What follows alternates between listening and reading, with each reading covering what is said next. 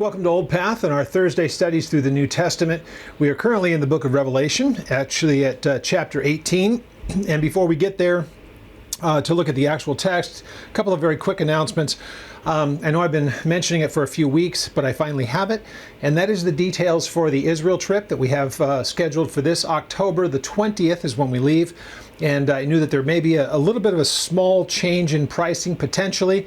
And because all of our pricing was from 2023, 2 years ago when we first planned this trip. So price has gone up about a couple of $100 per person, but everything else is the same. It's the full itinerary. It's Jim and myself, and it's 11 days actually on the ground. We'd love to have you join us. And so it again leaves the 20th, comes back on November the 1st, and you can contact me through the ministry's website, which is oldpaththeology.net, and you can contact us through that website and request the information for the trip. Now, I've also been doing apologetic question and answer types of things. We've actually started doing shorts of these so that if you find them useful and want to, you can look on our YouTube channel. And each one of them, eventually we make them into a video short, about 10 or 15 minutes, sometimes as short as 5-6 minutes, just depending on the topic. And today what I'm going to deal with is something that came up because of one of those video shorts, oddly enough. And an atheist guy came in, and it was about monotheism, but he wanted to make it about something else entirely, and it became a lot of mocking and ridiculing, pretty much what you expect from an atheist. But in this case, what I wanted to do with him was to say there's evidence for a creator, and that was because of just the information that you'd find in DNA and a few things like that. It gives the impression, because you cannot explain, you can't account for information in DNA and all that without a designer. Information needs a source. He didn't want to hear any of it. And then, of course, he starts to belittle and, what's your education and all this other stuff. He could never answer the question. It's kind of what we expect. So what I'd like to do is take on that little bit, what I was arguing on our side of it, of that basic principle. And let's face it, when it comes to creation and evolution and the earth, the creation of the earth, that is a topic that can go in 1,000 different directions. This is one that I like to always kind of start with if I'm going to have a dialogue with someone who actually wants to hear it and wants to work through it and would like to try to answer questions. So I wanted to kind of go through that with you at the end of this recording of Revelation 18. Now, we're not going to get all the way through Revelation 18 today. It's just not going to happen. There's too much detail here. I think it took 3 weeks to get through 17, and I want to make sure that we're really careful to recognize that chapters 17 and 18 are one continual thought. And for that matter, the entire book of Revelation was never cut up into chapters. It was all one running thought. It was though it jumps through a whole period of world history, no question, including where we are today. What John provides for us is things that were contemporary to his time, but still future to ours, just depending on where we are in the book. So I want to make sure that we're very careful to say, because there is a school of thought out from people that I respect greatly. But the belief is that chapters 17 and 18 are split into two events, and that the Babylon of chapter 17 is not the same Babylon of chapter 18, known as the two Babylons. Sometimes you can hear it spoken of that way. And the Babylon that's being spoken of in chapter 17 is more of a religious aspect, and they call it the ecclesial. And then there is the actual city itself of Babylon, which we see in chapter 18, and it's a separate Babylon and different timing of the events. Some would put chapter 17 at like before the midway point of the tribulation. So I don't hold to that view, but nonetheless, there are people that I absolutely do respect, and they do hold that view. So we just would disagree on that. It's certainly not something that I'm going to become overly concerned about. But I do want to make sure that if we're going to look at it from the perspective that I have of it, we're going to be looking at chapter 17 into 18 as one continual thought. But what we get in chapter 17 really kind of deals with the ancient. And then at the first part of it, the first 6 verses, from verse 7 onward is kind of the ancient future, the things that will happen. But he's using some very old imagery, and it's really borrowed heavily from the Old Testament. And we'll get to that in just a moment. So if that's the case, what we're then looking at in chapter 17 is two basic images that he sees, or personages that he would see, which also Babylon is a city. But what he sees is a woman riding a beast. So those are the two things that he sees. And what he finds the woman's name is that she's referred to as Babylon the Great, the mother of harlots and the abominations of the earth. Now, some people would look at it and call her Mystery Babylon, but that's not the way that the text reads, because she's no mystery at all. In fact, by verse 7, the angel says, now, why are you surprised at what you see? I will tell you the information. The mystery will be revealed here. So at that point, it really should take us out of the place of trying to assume anything and let the text speak about it. And let's remember that what we're reading, not only in chapter 17, absolutely in chapter 18, those two chapters are dealing with some ancient empires that are spoken of there. So we shouldn't have to look at something here that the world had never seen until recent history. What we can see is that it's going to be borrowing heavily on the Old Testament and the prophecies about the Old Testament coming into the New. So we'll get to that here in just a moment. But let's deal with her. I want to do a very, very quick recap of chapter 17 because it sets up for where we are in chapter 18. And my view is that what John sees is, first of all, the two personages, the woman and the beast.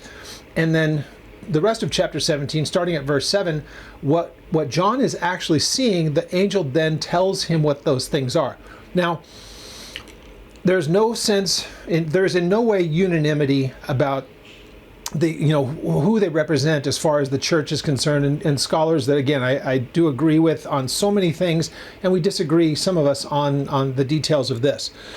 But if we're looking at a very ancient way of understanding it, heavily depending on Daniel chapter 2 and chapter 7, then I think it starts to make a whole lot of sense. So let's deal with her name first as just a way of recap. Her name, and she's going to be judged here, Babylon, is Babylon the Great. And she's the mother of harlots. And the word here for harlots is porneia. And so this is anyone who would sell themselves to the service of someone else. And so in this case, what we are talking about first and foremost is spiritual harlotry, because she's the one who introduced the world, if you will, at that time to the rebellion against God in the spiritual sense. And if we understand her as Babylon the Great, but she's the mother of it all, did that really happen with the Babylonians and Nebuchadnezzar? Because let's face it, before there were Babylonians, there were Egyptians and there were Assyrians. Were they into idolatry? Absolutely. But were they the ones who started it? Well, not really, because you can find that there was evidence of that all the way back to Genesis 10 and 11 when you had the Tower of Babel, and how God had to break the whole thing up for a variety of reasons, language being one of them. But there were some really weird things that were taking place there, and so God scatters them. So Shinar is that part of what we would call modern Mesopotamia or Babylon, what was the Babylonian Empire. So all of that kind of stuff was going back all the way back to then. And so if that's our starting point for the rolling out, if you will, then we bring in the idea of the nation of Israel, starting with Abraham and all the promises that came. If we start that as our beginning point, because let's face it, what we're reading here in the book of Revelation, I've mentioned it a number of times, this is a heavily, heavily Jewish book. There's no question about it. There's too many things that not only remind us of the Old Testament, but the imagery of this is Old Testament. The tabernacle, the temple, all those kind of things. The Ark of the Covenant is mentioned here. So there's just too many things. The focus of where all this takes place, the ultimate prize is not only Israel, but Jerusalem in particular. There's just too many things that heavily are dependent upon Israel and that historical nation for it to be anything else. So if that's the case, and Israel is really kind of in the picture here, then we can ask ourselves the question based on these seven kings, which are seven hills. I'll point to that here in just a moment from last week's study, and the week before we actually kind of went in two different parts. But ultimately, the beast upon which this woman rides is very telling to us if, again, this is seen through the eyes of the prophecies that were given through Daniel, but also how they play a role in our understanding of what this beast represents. So let's do that first, and then I want to go back and look at some of the ancient stuff. As I said, this is kind of a recapping of what chapter 17, the first 6 verses, is pretty much ancient history, bringing it up to a time when John is there looking at it, but he's given a whole lot of earthly history, and then by the time that the angel begins to reveal this mystery, it becomes ancient future. And so that'll make sense hopefully here in just a moment, and that really kind of helps catapult us into understanding the passage that we're about to read, because what we're seeing is the actual city of Babylon being judged. What we find is that there's already hinted at that the beast is going to find her no longer useful to him, and she is destroyed. You can get that from last week's study. But we know from chapter 17, verse 18, the woman whom you saw is that great city which reigns over the kings of the earth, being Babylon. That's her name, Babylon the Great. So, in verse 9, we get this. Here is the mind which has wisdom. This is back in chapter 17. The 7 heads which you saw, the 7 heads are also known as, or seen as, 7 mountains on which the woman sits. So remember, the things that are seen here, the 7 heads, are on the beast, not on the woman. So the 7 heads, which are also 7 mountains, are actually something that's on the beast and not the woman herself. So the 7 has really created quite a controversy over the years. But when you get to this place of 5 of them have fallen, that's when it starts to become a little bit difficult, and you try to find historical people to fit that. You try to find any number of different ways to explain the 5 fallen. If we're looking at this as empires who have come against Israel over the years, and remember, all the way back in chapter 12, that was the intent. It was to go after the woman to destroy her and her offspring. So from chapter 12, the devil, the dragon, has wanted to destroy the woman. In that case, the woman is Israel. In this case, this is the woman who is Babylon the Great, the mother of harlotry. So when we get to verse 10, there are also 7 kings, and 5 of them have fallen. So the 7 heads, 7 mountains, 7 kings, all that stuff. 7 is the matter here, and they have fallen. 5 of them have fallen. 1 is, and the other has not yet come. Now, if we're looking at this as world empires, that makes perfect sense, especially when we try to figure out what world empires are really in focus here. And without the book of Daniel, we're really kind of stuck trying to figure out what that is. Easiest way for us to understand those world empires. What gets the ball rolling for us is Nebuchadnezzar and Daniel chapter 2. Daniel interprets the dream that Nebuchadnezzar had. And that dream was, he saw this figure with a head of gold and then silver of the breast area, the torso, and then below that the waist, and into the thighs is bronze, and then the legs are iron, feet and toes iron mixed with clay. That's what he sees. So that in and of itself doesn't really tell us a whole lot until he starts to give the interpretation of what he saw. He said, "You're the head of gold." Okay, that's the Babylonian Empire. You're the king of Babylon, the Babylonian Empire. The silver that you saw is another nation that's inferior to you, but ultimately they're going to be the conqueror, that being the Medo-Persians. From that point, we understand from one to the next, who was it that took over and beat and destroyed, or conquered, I should say, the Medo-Persians? It was the Greeks. And who did that to the Greeks but the Romans? So there's your 4 world empires. And then it stops, because there was only 4 that were mentioned. What's curious about the 4th is that it has a division of iron mixed with clay in the feet and toes. So that helps us to understand that even in that one, there is a break in it somehow, and it still must have something that makes it stop, and that there's a second part to it. Well, chapter 17 gives us that detail.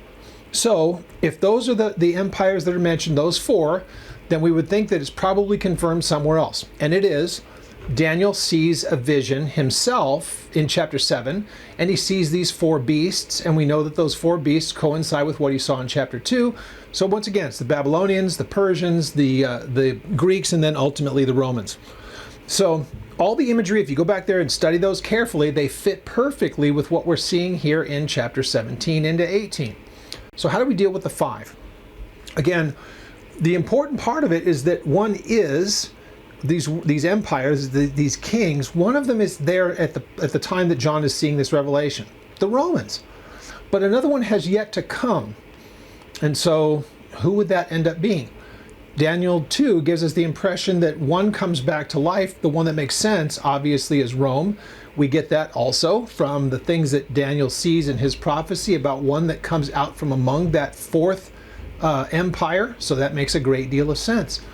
So that's what we see here, that you notice that at the second part of verse 10 of 17, it says, and the other has not yet come, and when he does come, he must continue for a little while.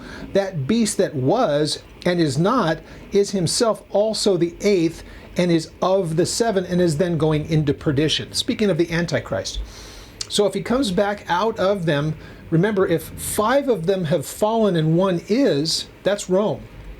So the only one that is future is going to have to come out of those kings. But if 5 of them are gone and only 1 exists at the time of John's writing, then it has to be the Roman Empire in some way reestablished to some extent. And he sits as the one who comes out of them. So who are the 5? Well, again, if we're thinking of this as being Israel, the important part of this, and I know that this is kind of rehashing it, but it's super important for us understanding where we go from here. So, with all of that said, and we look back, if Babylon is the beginning of it, well before there were any world empires with Israel in focus, that really becomes something that after Abraham to Isaac to Jacob, and then their time down in Egypt, they become then slaves to Egypt. So if we start with Egypt, the first time that Israel has interaction with a nation that wants to destroy them, because they did try to when they left, Pharaoh wanted them all dead. That was the beginning of it. Did Assyria want to completely wipe them out? Absolutely. And they had done that to the 10 northern tribes, Simeon joining in with them, though Simeon was from the south. All that you had left was Judah, being Judah and Benjamin. And they would have pulled that off if not for the time of Isaiah and Hezekiah and beseeching the Lord, and he defeated the Assyrians. So there's your first 2, Egypt and Assyria. After Egypt and Assyria, what do you have? The Babylonians, then the Medo-Persians, and then the Greeks. There's your 5. What comes after the Greeks? The Romans, the one that is in verse 10. The one that will be coming has to come out of one of those 6, and the only one that exists is Rome. So it would make sense that would be the first place that we would look. Do we have anything that we can look back in the text of the Old Testament and say it helps us to understand it? Yeah, that's the Daniel 2 thing. It's the iron mixed with the clay. So Rome didn't have the iron and then somehow fell apart and it was different. That gives the impression that something down the road is going to be like the reemergence of it. And we're reading about that in chapter 17. So I hope that makes sense to you, and I think it really is kind of the key for us to understand all of this. So we see that the time is in chapter 17 where the woman becomes kind of an inconvenience, and she's done away with. So as far as the religious rivalry that there would be, if she's the mother of harlotries and she's still functioning, well, the Antichrist at that point is wanting that there's no more rivals left. She's been convenient to him for a while, but now he's taking over. So again, there is the beast and the woman who rides. And the beast is the one who is supporting or carrying her until he doesn't need her anymore, and then she is consumed by these other kings who have aligned with him. That's chapter 17. You can go back and listen to it last week. Chapter 18, and we're going to cover the first 8 verses here. Now, I'm just going to read them as one part, and then I want to look at a couple of texts in the Old Testament that I think help us with our understanding of this. And before we do that, let's getting into the text. Let's have a word of prayer, and we'll go into it. Father, we thank you once again for the time that we can spend in your word. With all of that introduction, I pray, Father, that it's been understandable to us in our minds, that we can really kind of grasp these things, and as we take on the rest of this, that we would fully grasp, fully understand what you would have us to know from the text that's here in front of us. So we give you all thanks. We pray that you would glorify yourself through the teaching of your word, and that by the assistance of the Holy Spirit, we would know these things, that it would make sense to us, and that we could move from verse to verse, knowing and having confidence that we understand the things that are here. You've already told us in the first chapter there's a blessing to those that would take the time to know and to read and learn the prophecies of this passage. So we thank you, we give you all praise, and ask that you would guide us in Jesus' name. Amen. All right, so let me just read through the first 8 verses, and then we'll go back, and I want to look at some of the some of the other things that are mentioned elsewhere in the Old Testament, and I've given some citation of it, but let me, if I can, go back and we'll look at a little bit more detail. So let's just read the verses so far that we're going to go through. Verses 1 to 8 is this. Now after these things, I saw another angel coming down from heaven, having great authority, and the earth was illuminated with his glory. And he cried mightily with a loud voice, saying, Babylon the great is fallen, is fallen. And in the Greek, it's actually is fallen, Babylon the great. It's just changed a little bit as far as English because it's not really kind of the way that we talk. So it tells us this. And it is has become a dwelling place for demons, a prison for every foul soul or spirit, and a cage for every unclean and hated bird. For all the nations have drunk of the wine of the wrath of her fornication. The kings of the earth have committed fornication with her, and the merchants of the earth have become rich through the abundance of her luxury. And I heard another voice from heaven saying, Come out of her, my people, lest you share in her sins, and lest you receive her plagues. For her sins have reached to heaven, and God has remembered her iniquities. Render to her as she rendered to you, or as she has rendered, and to you is in question whether or not, there's some manuscripts that don't have it. It works very well if we read it this way, render to her what she has rendered. So it's giving back, she's being repaid for what she has put out there in the world. So, repay her double according to her works in the cup that which she has mixed double for her. And in the measure that she has been glorified herself and lived luxuriously, in the same measure give her torment and sorrow, for she says in her heart, I sit as queen, and I am no widow, and I will not see sorrow. Therefore, her plagues will come in one day, death and mourning and famine, and she will be utterly burned with fire, for strong is the Lord God who judges her. So interesting that we read that last part, that God's the one who judges her, and yes, he's using the people that are aligned with the Antichrist to bring about his purposes. So yeah, the devil and the Antichrist may think that they're the ones putting her out. This is God ultimately doing what he has wanted to do all along. And this is putting down all spiritual rebellion that there's ever been. It starts with Babylon, and even the commercial part that it is, God's judging it all. And ultimately he will judge even the Antichrist, the devil, and the false prophet. They will all be judged in the same manner. So important for us to remember that. Now, I want to look at a couple of passages when we get to the Old Testament.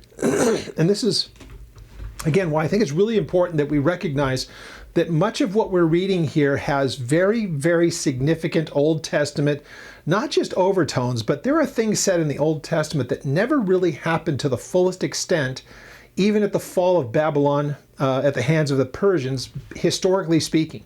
Did it fall to them? And yeah, God even mentions Nebuchadnezzar in those passages, and so that's important for us to remember. But when he starts talking about how complete the destruction will be, that's when we start to see that there is an immediate judgment that's coming to Babylon. But in order for it to be completely fulfilled, there's still got to be more to it. And so God is doing this in stages at this point. Because we're going to find that the language that we see in chapter 18 in particular is heavily quoting and reflecting what we see in the Old Testament. So let me give you some examples of that.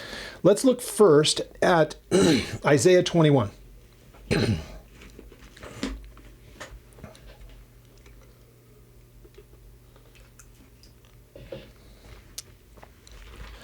Okay, in Isaiah 21, we have, I guess we could start at, let's see, how about we start at verse 9.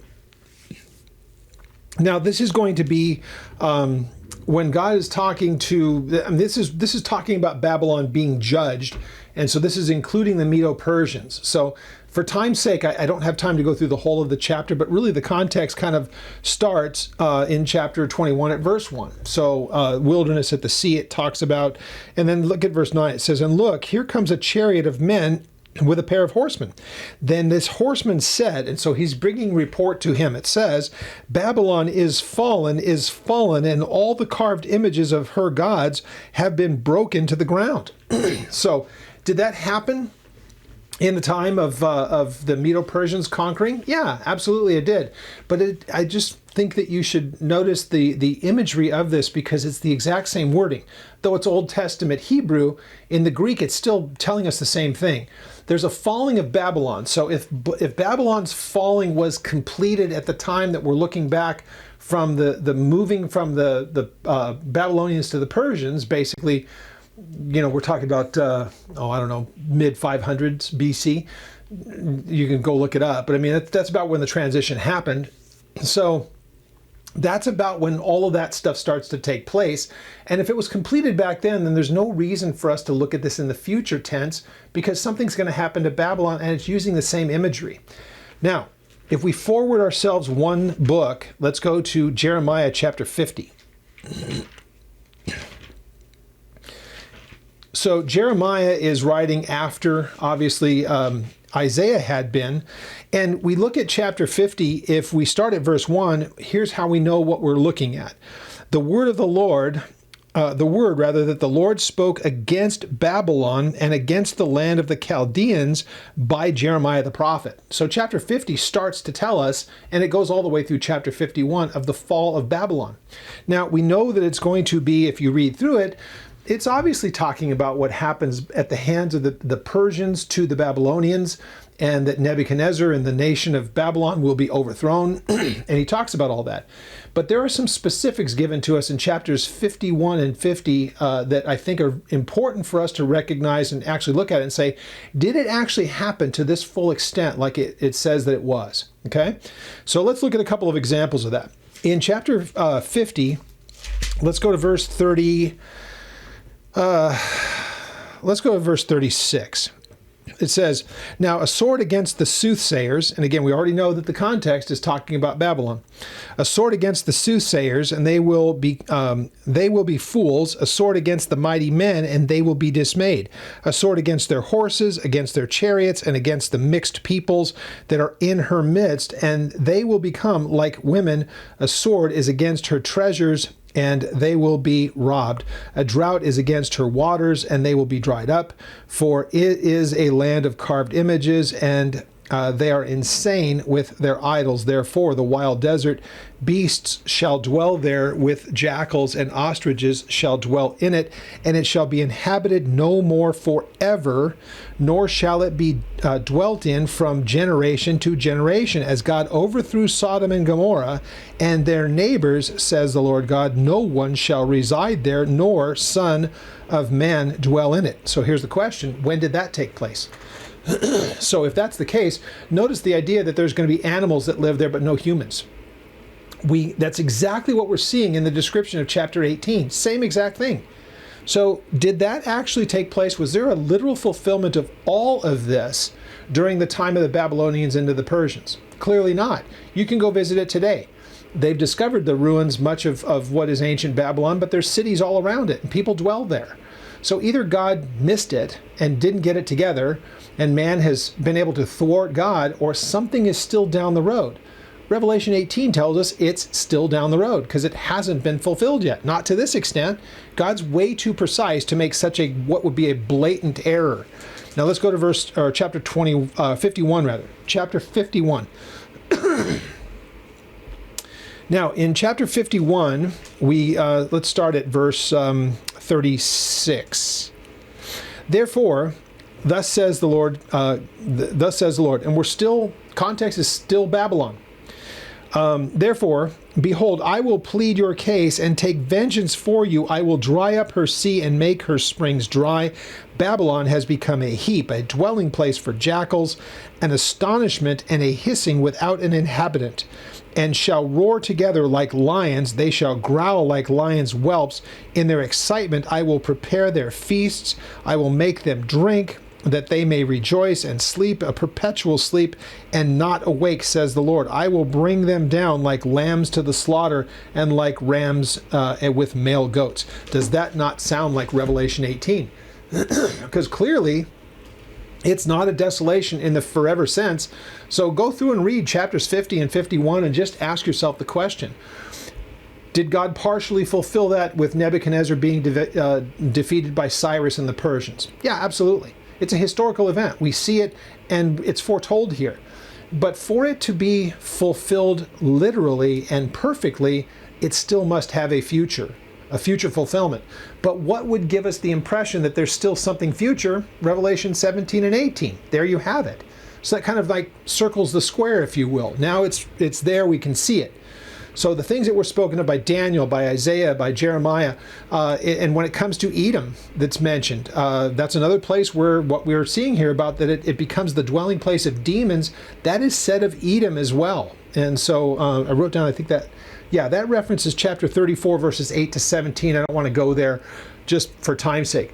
But if you're thinking about where Edom is, and where it would be, like, say, relative to Babylon, if you're looking at a map of the world, and this is, let's say, here's the Dead Sea, then Edom would be down here. And then Moab here, all of that stuff in modern-day Jordan, then up into Ammon. Those are those three nations that go from north to south. Southernmost, it was part of Egypt, into part of Jordan, and into Israel. That was Edom, and it was to the south. And then above it was Moab, above that was Ammon in the nation of Jordan. But Babylon's over here. So that's all that place. And there's this weird thing about dwelling places of demons. We're going to get to that in just a moment. So let's get back to Revelation 18 so we can start to color in between the lines. The lines that are put there like a coloring book for us, I believe, are shown to us through Isaiah, through Jeremiah, through Daniel. There is still a kingdom that is going to come that will be utterly destroyed. Babylon will be part of that, or that is one of the kingdoms that is mentioned there, or this woman who represents much larger than just the actual city itself, but she has infested the entirety of mankind and she's being judged for it. But the city itself is being sought for judgment. So there's the outline of it. It's given to us in Jeremiah and Isaiah for sure. The beast and the nation that he will come out of and what he will ultimately do is, I believe, shown to us very clearly in chapter 17, that he comes out of whatever is a reestablished Roman Empire. Doesn't have to be Rome, but it's a Roman Empire. So within that, you have one that rises out of that one. I think that's our only way to try to take all the pieces that we have, prophetically speaking, and make them fit without something not fitting. Now, if you have questions on this, contact me through the ministry's website. I'll be happy to go over it with you, or you can make comments in the YouTube part of it. So back to chapter 18. Now, after these things, I saw another angel coming down. Angel just simply meaning messenger, and it's a different one from the one who has been showing him this stuff all this time. Let's remember what John has been seeing. It's like the angel saying, let me show you something. So he comes over, and in verses 1 through 6, he says, what do you see? And so he sees this woman on this beast having 7 heads, and which are actually seven mountains, and there's kings of those. So the heads, mountains, kings, all the same thing. Then he says, here, let me explain that the things that you're seeing, here's the history of it. The 5 that have fallen, one is to come. So this angel's giving him this private breakdown of what all is going to take place. Let me explain the mystery to you in verse 7, and he proceeds to do that through the end of chapter 17. At verse 18, the last verse in 17, he says, Babylon's a city. So with that being said, now after these things, metatauta is the Greek. Doesn't mean that it has to be way down the road. It's like what he has seen is kind of a private thing. Here's what you're seeing. Let me show you something that you can see. Now he steps back from what he has seen, and he's going to watch it play out. Historically, is now going to be future.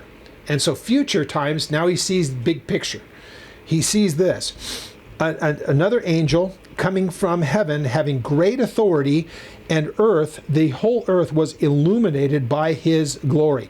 So a lot of discussion here about who this angel is, meaning messenger, and some would point to it and say that it's Jesus, which, that's fine.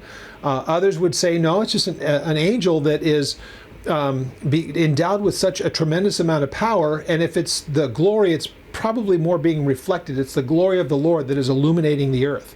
Now, at this time, it would be showing his greatness, if you will, the greatness of God over what's happening here on earth, because it's God who's ultimately the one who's bringing this judgment. So it tells us this. Verse 2. So he cried mightily with a loud voice, saying, Babylon the Great is fallen, which is exactly what we saw in that passage in Isaiah 21. Same imagery. And I think that that's deliberate. I think that's very, very important that we get it. It's not just said without any kind of context. I believe it's deliberately put there and phrased exactly in the same way as Isaiah, because then that makes us say, oh, so was Isaiah talking about though Babylon would fall in those days, there's also something that's going to happen future, which would be the way that you look at the passages of Jeremiah 50 and 51, that it has to be complete and that people don't even live there anymore. And that's never been the case even since the fall of Babylon. In fact, when Babylon was conquered, history records for us that the people of Babylon didn't even know that they had been conquered. It wasn't done with a battle. It was done through great strategy. Cyrus just came in the water leading into the city, dammed it up and walked in on kind of semi-dry, and in came his armies and they took the city. So just interesting when you see it that way. So it tells us Babylon has fallen, and it has then become the dwelling place of demons, a prison for every foul soul, and a cage for every unclean and hated bird. For all the nations have drunk of the wine of the wrath of her fornication, and the kings of the earth have committed fornication with her, and the merchants of the earth have become rich through the abundance of her luxury. So when we look at verse 3, make one last comment on verse 2. You start to see the same imagery. It's about the animals that would live there, the fact that it's not inhabitable, very similar to what we see not only in Isaiah but also Jeremiah. And there'll be more that's said on that as we go on. Now this verse 3 is interesting. All the nations. Now when you see the word nations there, the Greek is ethnos. So that's peoples. That's the whole of humanity, the ethnicities of man. So that's intended to say in a global sense. So this woman who is the mother of harlotries, spiritually speaking, leading to whatever might happen in the physical sense, and the mother of the abominations. An abomination is a detestable thing. God has disdain for those things that come from it. She's now being judged for everything she's introduced into the world that is in rebellion against God. That's how grand this is. This is the entirety of all the judgments of the earth, everyone who has participated in what she has presented to them. So the spiritual harlotry and all the debaucherous things that happen in the physical sense as a result of it, which are rebellion against God. God speaks against immorality. But really, immorality is nothing more than the symptom of the disease. And the disease is that they bought into her lie. So she's being judged for it, but so are the nations. So it says, because the nations, the ethnos, have drunk the wine of the wrath of her fornication, and the kings, and this is just the rulers, this is the leaders. And if we're thinking about this in the future sense, there are still some places on the planet that have kings, but for the most part, most nations are run by what we would consider just kind of more governments. You have leaders, elected leaders in a lot of places, and so we're just talking about the heads of state, the people that are at the top of the food chain in any one particular nation. But these people, these kings, from time up to the current, they have also, they've committed fornication with her, and that means that they're just having relations with her. I would say intercourse, but it's not in that much of a literal sense, but the intercourse would be the things that they do in their relation to her and what she does with them and they with her. They've bought into the program that she sells, spiritually and every other way. So it tells us also, and the merchants. Now the merchants are not just the people that have the little storefronts. We're talking about the movers and the shakers, the merchants, the ones who travel in this of taking whatever it is that she produces and making it available to the world. So think if we were putting it in modern context, the big corporations, the ones who are able to affect commerce in a worldwide, a global scale. That's who's being mentioned here. Because remember, if we're thinking about just down to the small individual person, that's part of the ethnos at the beginning of the verse. That's the people. Here, these are the movers and the shakers that take whatever she's selling and make it global. So these ones also, these are the ones who became, it says, rich through the abundance of her luxury. And the luxury is just the extravagance, but it's the wantonness, it's the lust for it. So she provides that for those who desire after it. So in verse 4, and so I heard another voice from heaven saying, come out of her, my people, lest you share in her sins and lest you receive of her plagues. Now, this is an interesting passage, and it really is it's a little tough to situate, and I want to make sure that we remember this. The fall of Babylon is part of the seventh of the bowl judgments. We get that from the end of chapter 16. So it's not as though we can say that this is God calling out to the people to not take part of the system of the mark of the beast and all the rest of that. It doesn't quite fit. Because if she's part of, and all of what we're reading here happens during the seventh bowl judgment, the mark of the beast is already passed. It's already happened. So if her judgment is part of that last of the things, then who is he talking to? Who are his people and why would they be there? Now, there are some people who would say that there are those people that are among his own, the ones who have not bowed the knee to the Antichrist, but they're told to get out of the city. And if they're in the city, they don't have the ability to have really any kind of commerce. So they would say that, well, she's probably living underground. And so if this is the remnant that is living in that general area, somewhere in that area, before the judgment comes, then you need to get out. And again, it's viable. That would work. Okay, fine. That's good. Another option is he's saying this almost like as an interjection, since the people who could be reading this, and remember, this was circulated from John's time all the way through. And so anybody who could be reading this at any one particular time would understand who she is, and that the world has really joined itself to her in all of the ways that were just mentioned. So this is kind of like an interjection that he just steps in and says, by the way, my people don't have anything to do with her. And this is credible as far as a possibility, because it's in keeping with what we also see. If we remember what Paul says in Corinth about coming out from among them and being separated from the things of the world, that goes back to the Old Testament. That was said to the children of Israel. They were to be a distinct, separate from the world people. Well, same thing that Paul tells us, borrowing from what you see in the Old Testament about that very same topic. We're supposed to be unspotted and separate from the things of this world. So that makes sense as well. That would work fine. There's a few other ones that are there. And this is, again, one of those times in Revelation where you see something, we can read it in English, but you could say, it could mean this, but it also could mean that. So is it meaning that there will be people that are living kind of underground who haven't been found out yet? Okay, you can make the case for that. I'm not going to argue with someone if they say that that's what's being said, is that though you aren't living out in the open because you couldn't, because you haven't taken the mark, you're not his people if you've taken the mark. So if you're his people and you're alive at the time, being told to literally get out of the city, somehow you're living in the background of that, but now you're being told, as this angel says, come out. Now, again, if it's being interjected to the nations from John's time onward, those that are part of the church or those who are the faithful, they're told don't buy into her system, don't have any part of it. So again, you can make the case for a couple of different options. Those are just two that I've given to you. And again, nobody can say I absolutely know what it is. We can have our opinions on it, but again, really credible people have different views on this one. So it says, now, why would they be told not to? You're going to receive her plagues if you don't. Whatever's going to happen to her is going to happen to you if you're participating and if you're in the proximity. In this case, if they're living among them, then she's going to be judged for all of what she's done and you're there. It's going to happen to you as well.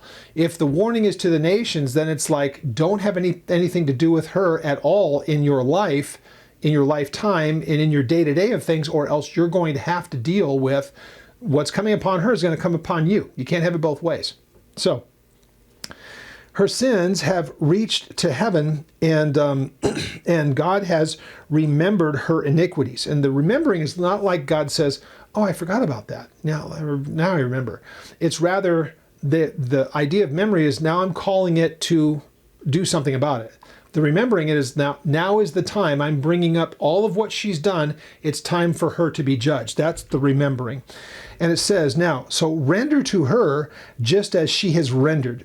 So she's going to receive what was given to her. Now, you're going to notice that this is very, very Jewish in its understanding. Here's what I mean by that. So render to her what she has rendered, and repay to her double according to her works in the cup with which she has mixed double for her. Why would it be double, and why would any of that be? That was the consequence to somebody who had stolen. If you've stolen something, you are to recover it or return it back at twice the amount. You repay double for it. In this case, what has she stolen? What's the thievery? It is that she has led people astray and lied to them and taken from them taken from the Lord what should have been his.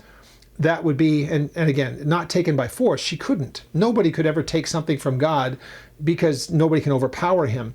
But she has stolen, and so now she's going to have to pay double for what she has stolen. In this case, God's glory and the people that have followed her, she's being judged for all of that. So everything that she has taken by guile and by thievery, she's now being held responsible for it. So render to her just as she has rendered, and repay her double according to her works in the cup with which she has mixed double for her. Remember, she's already drunk with the wine of the blood of the saints and those other things, and she's caused the kings to drink the same thing. Same imagery from chapter 17 into 18. We're getting the details of what we were told was going to happen to her. That's what we're getting in chapter 18. So it says in verse 7, in the measure that she glorified herself and lived luxuriously, in the same measure give her torment and sorrow. Why? Because she says in her heart, it's not just a boast, she actually believes this.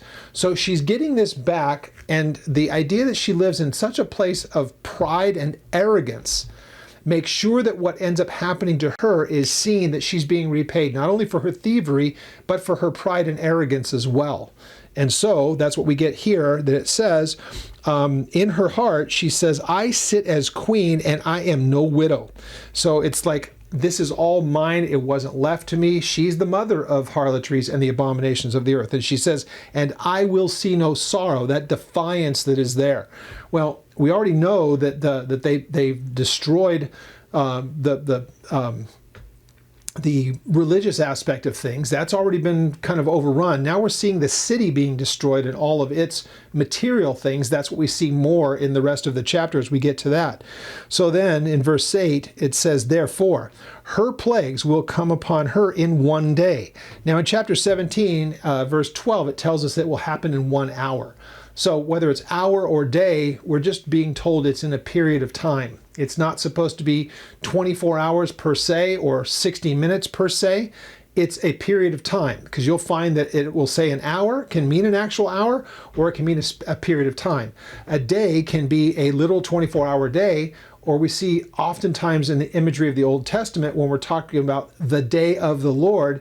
In this case, the day of the Lord is a 7-year tribulation. And all that is referred to as the day of the Lord. Go back and read what's seen in Joel, what's seen in Jeremiah, and places like that, 31, 30. Those kind of places, you'll find the imagery is spoken about in very much the same way. So, come upon her in one day, death and mourning and famine, and she will be utterly burned with fire, for strong is the Lord who judges her. There's two things important for us to remember. Go back about the idea that she's being kind of overrun by fire, and pair that up with what you read in chapters 50 and 51 of Jeremiah. Similar details. So we either have to say it's just blind coincidence that Babylon is being spoken of in a way of judgment that didn't happen historically, but we're told will happen future. Jeremiah agrees with John here in the Revelation, or what we're seeing is the culmination and the perfect fulfillment of what was said by Jeremiah. That makes perfect sense, and it fits here. The other thing here, when we read the two, remember it's the beast and the kings who come with him, the little horn that comes out from among Rome, the last empire, and the kings who give to him their authority. They work together to defeat her and to wipe her out. But ultimately, they're doing God's bidding. And we get that again in chapter 17, because it says in verse 17 of chapter 17, God has put it into their hearts to fulfill his purposes to be of one mind and to give their kingdom to the beast until the words of God are fulfilled. So that helps us to understand just who's in charge here. It should never be in doubt. But it's good for us to remember when we read something like that in chapter 18, to remember we already knew that from chapter 17. And the big picture, the devil doesn't do a thing that he thinks he's doing without God's permission. And ultimately, it's not that he says, oh, I'll let you do what you want to do. It's no, I'm going to use you to do what I've wanted to do. And it's always been the plan. So the idea that the devil has the ability to do something, not unless God wants him to do it. So he's powerless. There's nothing he can do independent of what God would allow. And we should always keep that in mind. It's good for us to remember, and it helps keep us sane, obviously, because of all the craziness that we might see in the world. So we'll pick up at verse 9 next week. And interesting, because we're going to see how the world reacts to it verse 9. We'll be able to see how the world reacts to it once we get there starting next week. So again, if you have any questions on what I shared, I know there's a ton of stuff here, and it's really important that we do take pause to really kind of get a grip on what's being said here, because it's so important for us understanding it, what's coming forward. It's great for us to be able to explain when we're talking to people. This is what God says will take place. And it's something that he said in the Old Testament. Now he's saying it in the New, and it's completely compatible. It works seamlessly, one testament to the other, and it speaks about things that are going to be taking place in the world. And the last thing I'll say on this, there are people that would say, so you want us to believe that there's going to actually be a rebuilt Babylon? Well, there's going to have to be, because we're seeing it here, and it's never been the place that's being referred to as the place for jackals and birds and demons and all that other stuff. It's an interesting thing, because demons are going to be there through what appears to be the millennium. And it's only the devil who's thrown into the abyss. So this is a place for the keeping of these souls and all the rest. And we'll probably look at a little bit more of that next week. But the idea that Babylon could be rebuilt, remember 100 years ago, people probably read the passages saying that Israel would come back into the land and scoff at that too. Same people that might have mocked that were the same kinds that would mock the idea that Babylon is not possible to be rebuilt. Well, take a look at what's going on there. There's more going on there now than you might think. But again, if we're going to take a literal view of the book of Revelation, it has to be rebuilt. It just has to be. So, interesting. Anyhow,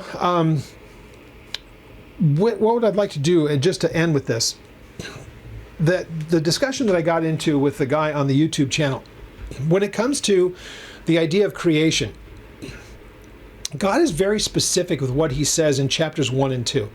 So he says that he created everything after its own kind. The one thing that this guy had to say to me, he goes, it says that God created light and then there was the sun on a different day of creation. And so it's like, so what's the problem with that? He thinks he's got us, kind of beat at that point. He created what is known as illumination. The sun is just one of many vessels. And look at all the stars in heaven. They were all created, but the idea that something could be lit up or illuminated, because remember, the entirety of creation was null and void. There was nothing there. It was destitute of anything. So even the presence of light wasn't there. So he creates the presence of light. And then there are those that would actually project what he had created of light. In this case, the sun and the moon would project what it gathers from the sun. Well, when I gave him an explanation for that, he just moves on to the next thing. So he says, what's your proof for God? Well, you're not going to be able to prove anything to anyone's satisfaction, especially from his point of view. He never offers anything for the explanation of their creation. Instead, he wants to try to make it impossible for us, but he never holds himself to the same standard. So I had said to him, well, I have no problems believing in a creator, because he says that he made everything after its own kind, and he was pleased with the results of it. So if that's the case, if he's able to give the information on the cellular level in DNA, the molecular level, he's making DNA that's going to say that dog is going to be this color, it's going to be this weight, it's going to have this color eyes, it's going to have all these different characteristics. And everything else in all of creation is that same way, even down to the human being. Your genetic code is what gives you the color of your hair. In my case, when did it go from, I started out as a blonde as a kid, went to brown, now I'm gray. So all of that's in my code. None of that is a surprise to God. The color of my eyes, my height, everything about me on a personal size or a personal scale that makes me unique from all of his creation, and with the rare exception of the identical twins, you're just not going to be able to, you can put people right next to each other and you can tell that there's something different. So the information in everyone's DNA is completely separate and distinct to them. So it is with the rest of creation. So everything has this genetic code that makes it possible for that to take place. And putting it in the most simplistic and easy to understand terms, there's not only DNA that has all of the information, but there is a few different forms of RNA which takes that information and starts building based upon the information. It's like blueprints, and then the people come along, read the blueprints, and make what the blueprint says. That's the relation between DNA and RNA. So my question to him was, where is that possible in by random chance? If everything blew up 4.5 billion years ago or longer, because they're always changing the numbers, if it all happened way back when, where did the information come from that gave life? So everything about, like, again, the color of my eyes, at some point, nothing had eyes. So when did they know that they needed eyes? And if you really want something comical, the people who mock us for believing things by faith, go and read their explanation by how eyes were created. It's hilarious. And they tell us that we operate by faith, but it's funny. So anyway, back to the idea of information. When it comes to this is my entry-level discussion with an atheist.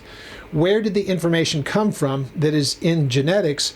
Because unless you can show me where information of that kind of detail, and then all the other mechanisms that make it possible for that coding to be brought into existence, the RNA and the dependence between the two of them, where does that kind of detail and information come from randomly? Point for me somewhere in the world where you can create information randomly and then put it into real layman's terms. It would be like, and I'll use something really absurd, and it's kind of a variation of something that I had seen. The idea of information being something that could be read, it's like being 1,000 feet up in the air with a spray bottle of ink. And spray it like this, and 1,000 feet up, and it comes down, lands on a page, and it can give you an entire newspaper. The idea that it happens randomly that way is just nonsense. You don't get that kind of information with that kind of detail just in random ways. Because if you could, give me the guy with the spray bottle, I'll even make it easy for him. I'll put him 10 feet above the ground, just spray ink down onto a piece of paper and have it make anything that looks like language, let alone that would be able to be understandable and readable and something that you could act upon. So the idea that God has, that there is someone behind the creation that has provided the intelligence, who is able to then give us the information, putting it on the DNA level, and then all the other components of the biology that takes that information and begins to build upon what that information demands, is how we get life. And the idea that it happened randomly, let alone how did life come from non-life? They have no answers for that. They cannot tell me, other than through theory, lightning striking the primordial soup, and then amino acids joined together and created proteins, and then they start that whole thing. That whole line of argument is ridiculous too, easy to fall apart, but let's just stipulate to that. Now explain to me the information. Where did that come from? What was it that happened randomly that said that I would be, I'm shrinking now, I'm a little under 6 foot now with gray hair, brown eyes, and all the other things that make me characteristically who I am. The sound of my voice, everything that's unique. All of that is the information coded in my DNA. So who supplied the information to make that possible? Ask that of an atheist and wait for a satisfactory answer, and you won't get one. So just a little thing to throw out there. Again, there's a lot more. I'm sure I'll probably get somebody who will jump in on the atheist side who will want to take issue with this one. It'll be entertaining. So next week we will pick up at the rest of chapter 18, probably be able to finish it. If not, we'll do it in 2 weeks. And then we move on to chapter 19, and it gets really interesting from that point on. So questions, contact me through the ministry's website, oldpaththeology.net, and I look forward to chapter 18, the second part, next week.